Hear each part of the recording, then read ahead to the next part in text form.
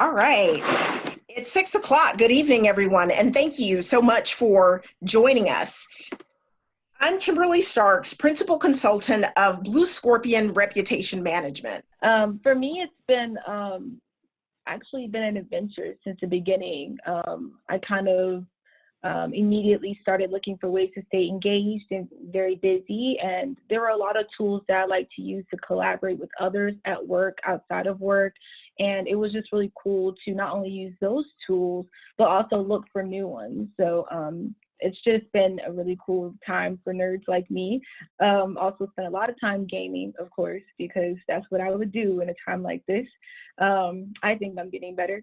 I've just been actually a lot more social than I thought I would be because of technology. So just taking advantage of it and not allowing the circumstance to depress me, but actually just using technology to find out what other ways are there for me to connect and do things like this.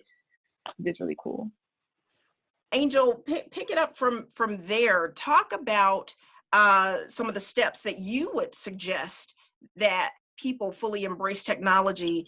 As Martha mentioned, from a collegiate standpoint, from business, and with Joshua's example of how people can also connect with community using virtual and augmented reality. Oh, definitely. I think this is the time to take the opportunity to embrace something new, try something new.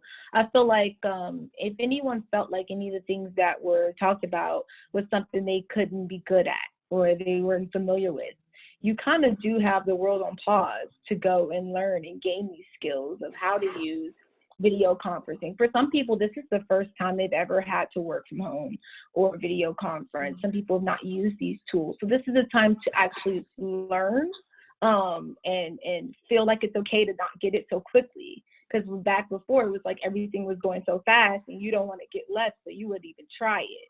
So I just think it's an opportunity to like just say, I don't know how to do something, but hey, I got time to figure it out.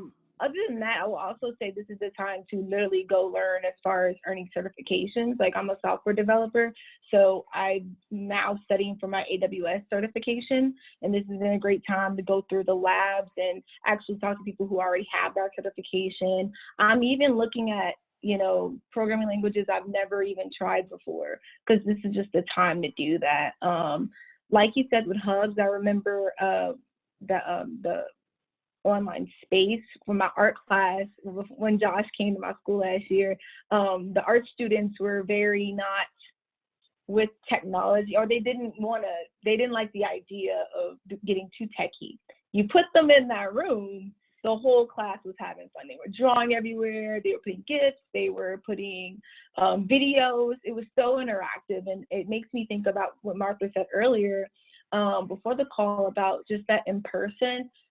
With extended reality, to me, it kind of fills that gap between in-person and technology. People's complaint with technology was that I can't really connect with you. I can't really talk to you like I would normally. And with extended reality, you can just put your headset on and at least be in a room with someone, you know what I mean? And there's certain platforms where you can be really animated with your gestures. So it just allows us to connect even more person, like face to face, than before. Like, and as technology advances, it'll get even better. So I would say just take this time to try new things. This is wonderful. And Angel, in the business environment, what tools do you recommend or you use yourself? So there's a tool called Miro. It's Miro. It's a real-time board. It's basically a huge whiteboard, but it's amazing because you're able to collaborate and you're able to, create diagrams. You can put YouTube links, documents, charts, whatever it is. And my company is now using it. I'm really happy about that because I've loved it for years. A big thing for me is everyone's input. So for instance, let's say you have a normal business that has meetings and they do a sticky note method of putting things on the sticky notes. Some people are not going to get up and contribute because they might feel like their stickies don't matter, or they might be shy, or they might feel like there's that one person, that one person that stands in front of the paper and he or she's thinking, and they block it so everyone can't see. So there's things before the coronavirus that I saw in certain organizations that this tool has helped prevent. What you see now is every individual in the team being able to collaborate easily. I want to also rave about Miro and say it's an amazing mobile app. Great on my iPad Pro, great on my iPhone. It's all around great tool. And what they're doing so well is they're getting feedback from their users all the time. They're asking questions. They're understanding what is it that the user needs. What do we have? What we do not have? How can we get it? And that's why I really appreciate it. So I would definitely search it up. You can get 5 boards for free. So I've never paid for it. My company is going to pay for it, so that's exciting. So I get to see what the pro features are, but it's a really great tool because it's basically whenever you say we're going back to the drawing board, that's the tool you're talking about. That's interesting. I have not heard of Miro. I'm going to check it out. I'm sure there are a number of viewers who are also going to check out that platform. So thank you for sharing that. It's interesting as each of you were talking about what it is that you use both in your personal and professional life. We have a Facebook viewer who mentioned that in the 90s, there were the chat rooms. Do those still exist? Is that still relevant today?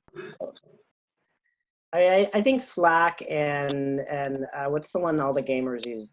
Discord.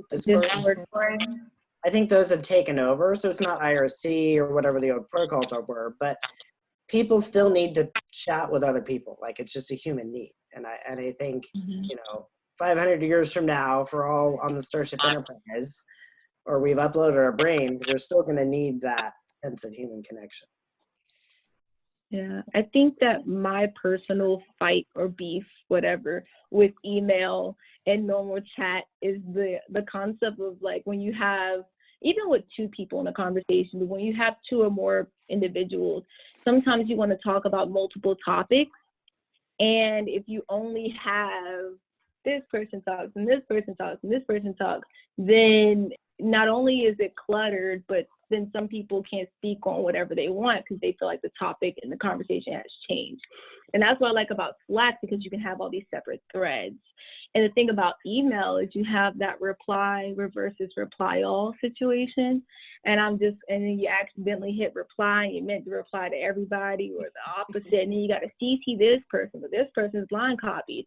And I don't mean just to email, like I have this big beef with email, but I just think we are so past this. And we have to find a way to at least integrate tools with email to make it a little bit easier to use. I just think that the design of it is something we've grown out of as a people, as users. Before we wrap, I'd like for you all to share your social media handles and how people can get in touch with you, starting with you, Angel, then Martha, and then Josh. Sure. Digitalis Reality. It's spelled digital is reality on Instagram. You can follow an art studio that does VR projects, gaming, animation, 2D, graphic design, photography, the works. So anything with art and code, we're into it. Please follow us and like our stuff. Thank you.